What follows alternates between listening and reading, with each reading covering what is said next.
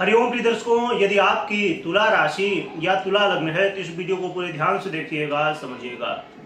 इस वीडियो में हम समझने वाले हैं 16 सितंबर से लेके और 19 सितंबर का समय चंद्रमा के जो परिवर्तन होने जा रहे हैं इनके हिसाब से आपके लिए कैसा रहेगा। हम समझ रहे हैं चंद्रमा की स्थिति को। चंद्रमा का 16 सितंबर को परिवर्तन होने जा रहा है। 16 सितंबर को सुबह ही हो जाएगा परिवर्तन, लगभग 5 से 6 के बीच में। और ये परिवर्तन कुंभ राशि में होने जा रहा है, जहां पर शनिदेव पहले से ही विराजमान है कुंभ राशि में, इसमें वक्री अवस्था में विराजमान है।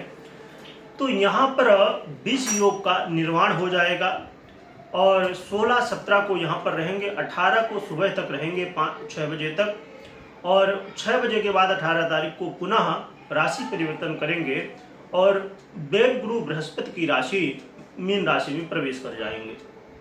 और मीन राशि पर राहु अक्टूबर 2023 से ही गोचर कर रहे हैं, तो यहाँ पर युति होगी और ग्रहण योग का निर्माण हो जाएगा। तो ये 18, 19 और 20 तारीख को सुबह 6 बजे तक रहेंगे यहाँ पर चंद्रमा, और फिर आगे बढ़ेंगे, मेष राशि में चले जाएंगे। तो कुंभ और मीन राशि में गोचर करते हुए आपके जीवन में क्या प्रभाव डालेंगे ये समझेंगे। क्योंकि देखा जाए तो चंद्रमा आपके कर्म के अधिपति हैं, यानी आप जॉब करते हैं या कोई भी, हर व्यक्ति कुछ न कुछ कर्म कर रहा होता है। बैठा भी है तो एक कर्म ही है, सो रहा है तो वो भी एक कर्म ही है। तो इसलिए हमारे जीवन में इनका क्या प्रभाव पड़ेगा ये समझेंगे। प्रिय दर्शकों, देखा जाए तो सबसे पहले हम कुंभ राशि में जो स्थिति है उसको समझ लेते हैं, यानी कि 16 और 17 तारीख को क्या हमें फल मिलने वाला है।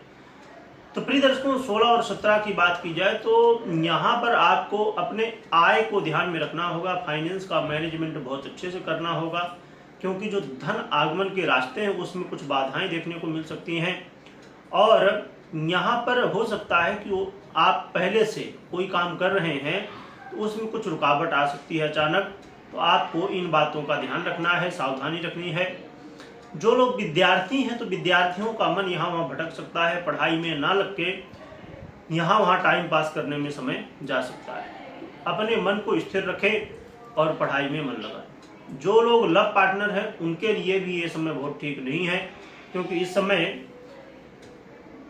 मन स्थिर ना होने की वजह से, मन में कंफ्यूजन होने की वजह से आपस में कहीं ना कहीं रिश्तों में कुछ न कुछ कमी आ सकती है, जिसकी वजह से अलगाव की स्थिति बन सकती है। तो आपको यहाँ पर सावधानी रखनी है। जो लोग लॉटरी, जुआ, सट्टा इन सब चीज़ों में इन्वेस्ट करते हैं तो कोई भी महत्वपूर्ण निर्णय ले रहे हैं तो बहुत सावधान हो जाइए, क्योंकि एक छोटी सी गलती यहाँ पर, क्योंकि इस समय मानसिक तनाव भी बढ़ेगा, जिसकी वजह से हो सकता है कि आपका निर्णय गलत हो जाए। तो आपको कोई निर्णय लेना है तो बहुत सोच समझ के किसी जानकार व्यक्ति की सलाह लेके और फिर निर्णय आपको लेना चाहिए।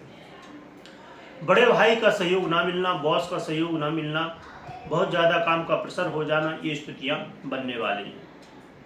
इसके अलावा फिर 18-19 की स्थिति देखी जाए तो यहाँ पर आपको बिल्कुल भी कर्ज ना तो लेना है ना कर्ज देना है, और लोगों से जितना हो सके, कोई कुछ कह भी देता है तो हमें सुन लेना चाहिए, क्योंकि इस समय शत्रु आपके एक्टिव हो जाएंगे, शत्रुता लोगों से बढ़ेगी। तो आपको ये समझना होगा कि हम यदि बच के रहें तो ही हमें बेनिफिट रहने वाला है, क्योंकि कभी भी वाद विवाद से कोई लाभ नहीं होता है, दोनों पक्षों का ही हमेशा नुकसान होता है। तो आपको ये बात ध्यान में रखनी है। और सबसे महत्वपूर्ण है आप अपने स्वास्थ्य का ध्यान रखें, क्योंकि इस समय संभावनाएं हैं कि मौसम की बीमारी जो है वो पकड़ सकती है। तो आप स्वास्थ्य में जितना ज़्यादा सजग रहेंगे स्वास्थ्य के प्रति, उतना ही आपके लिए बेहतर रहेगा। कोर्ट कचहरी के मामले हैं या आप कोई विदेश यात्रा करना चाहते हैं तो आपको यहाँ पर सावधानी रखनी चाहिए। या विदेश से जुड़ा हुआ कहीं ना कहीं कोई आपका काम है, व्यापार है, तो भी आपको सावधान रहना चाहिए। खासकर यदि जॉब है आपका विदेश में तो भी आपको सावधानी बरतनी चाहिए। तो ये समय है सावधानियों का। पर एक चीज मैं क्लियर कर दूं कि अब जैसे हमने समझा चंद्रमा का, क्योंकि चंद्रमा का पहले तो विष योग फिर ग्रहण योग बनने जा रहा है, जो कि एक अच्छी बात यह है कि जो योग बनने जा रहा है पहले विष योग, वो आपके पंचम भाव में बनेगा, जो कि अच्छा भाव कहलाता है। तो यहाँ पर स्थितियाँ थोड़ा संभल सकती हैं। पर एक बात मूल रूप से समझ लीजिए कि खाली ये एक ग्रह का प्रभाव है, ना कि 9 के 9 ग्रहों का।